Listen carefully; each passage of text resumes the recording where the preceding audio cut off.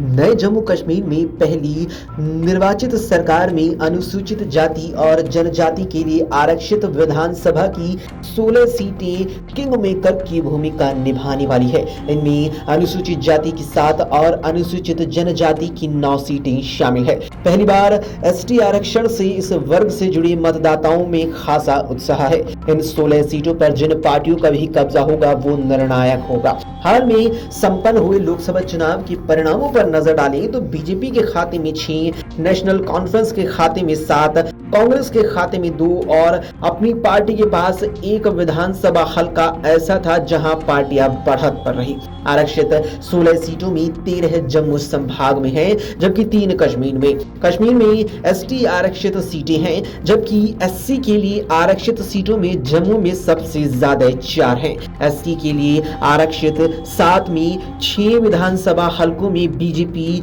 यहां 1 पर कांग्रेस को बढ़त मिली थी।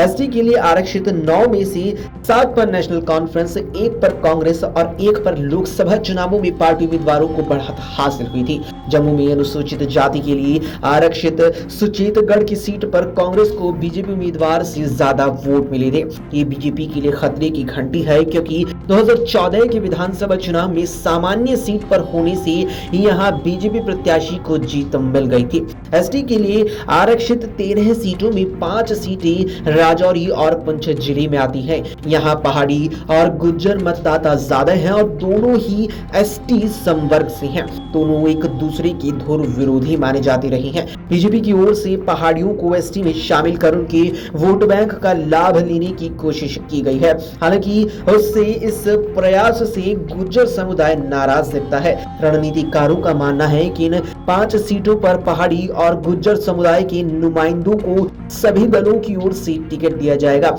बता दें कि परिसीमन में बहुत कुछ भौगोलिक स्थितियां बदल गई है। पहली बार एसटी आरक्षण मिलने की वजह से खासकर राजौरी पुंछ जिले में समीकरण बदले हैं। पहले यहां की कोई सीट आरक्षित नहीं थी, लेकिन इस बार आरक्षण से यहां पहाड़ी और गुज्जर समुदाय में प्रभाव रखने वालों का दबदबा रहेगा। कश्मीर में भी 3 सीटें एसटी के लिए आरक्षित हुई हैं। यहां पहाड़ी और गुज्जर समुदाय के वोटर हैं। लोकसभा चुनाव में इन सभी 3 सीटों पर नेशनल कॉन्फ्रेंस का कब्जा रहा है। बीजेपी के रणनीतिकार मानते हैं कि लोकसभा चुनाव में उनके प्रत्याशी नहीं थे, इस वजह से परिस्थितियां कुछ और थी, लेकिन विधानसभा चुनाव में इन 3 सीटों पर बेहतर प्रदर्शन की कोशिश पार्टी जरूर करेगी। घाटी में एससी की कोई भी यहां पर सीट नहीं है।